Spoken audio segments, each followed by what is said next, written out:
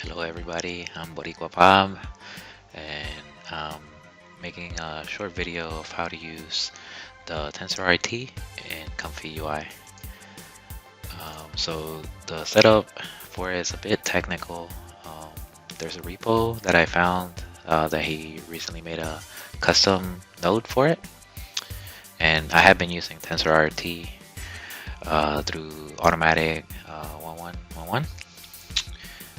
And everybody's now using the LCM just to get that speed gain. But I think TensorRT is still a viable option for us to build the models to use locally a bit more efficiently. So here in the video, I kind of go through the workflow showing the speeds that we have when using the default SD 1.5 model.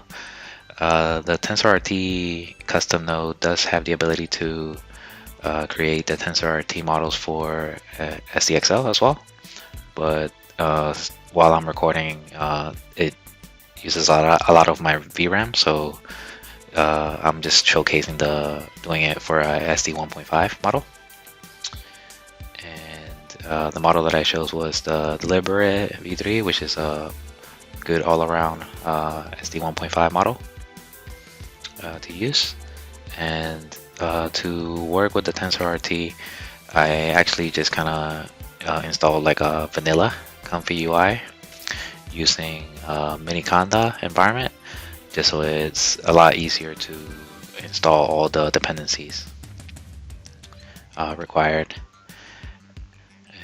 And with it, you're also able to do high-res fix or image-to-image with 2K samplers, upscaling from 512 to 1K or 640 by 640 to 1280, and 768 up to 1536. I think eventually, if the developer for the custom node continues to improve it, eventually we should be able to use it along with LoRa's or embeddings as well. And hopefully after it's more developed, it'll also be available through the ComfyUI manager for users to be able to install it more easily, because the workflow, it is a bit technical to get it up and running. I also installed the CUDA toolkit 12.1 on my machine, as well as the Visual Studio Code, and that way you're able to build the dependencies and the wheels. And in this template, I just kind of went with just a delicious banana split. And so the template that I set up, or workflow that I set up, is very basic. But here I go and start setting up the the high-res fix workflow with 2 advanced K samplers. And the node to use to load up the TensorRT model is the load unit TRT node. It's under the advanced tab.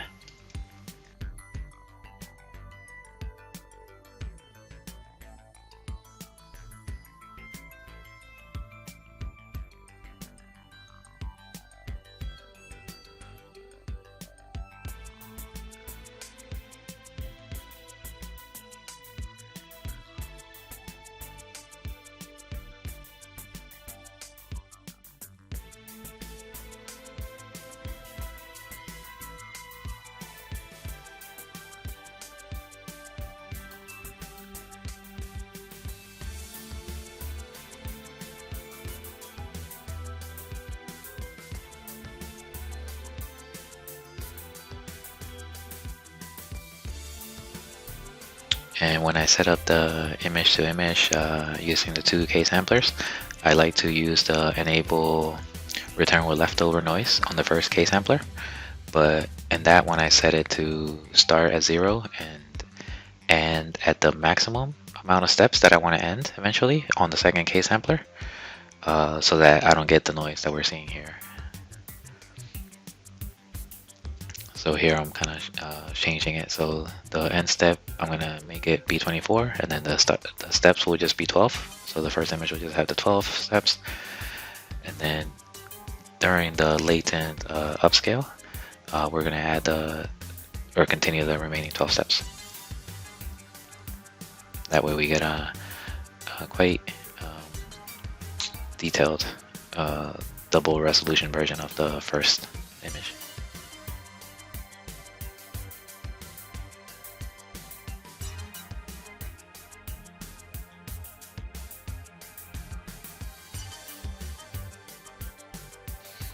Yeah, and all the image generations all came out looking very delicious.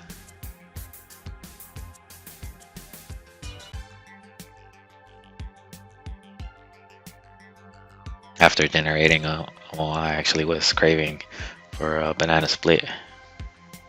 I wish I haven't had one of those in ages.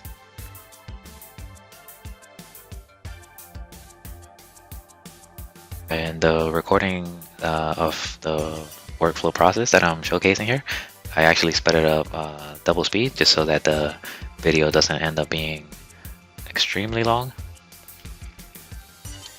So that was a batch of 4 at 512, and then now I kind of increased the resolution to 640 and kind of go through the same workflow, just showing the high-res fixing. 640 image, and then showing the speed that we gained. The first generation I actually forgot to up-res it to double res, so should have been 1280 for the 640 image.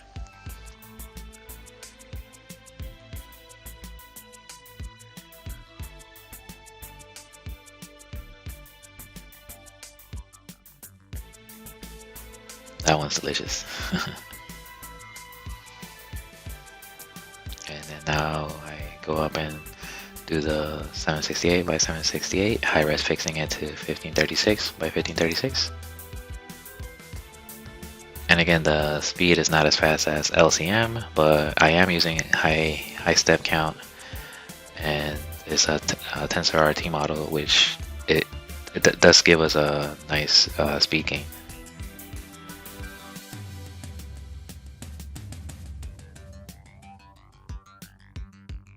This one's very delicious. It's like a stack of a banana split. And then for the rest of the video, I just kind of show where the repo webpage is, and then I go through the steps of installing the basically vanilla ComfyUI through miniconda environment. Cool. So yeah, I hope it helps you all out. Have a good one. Bye.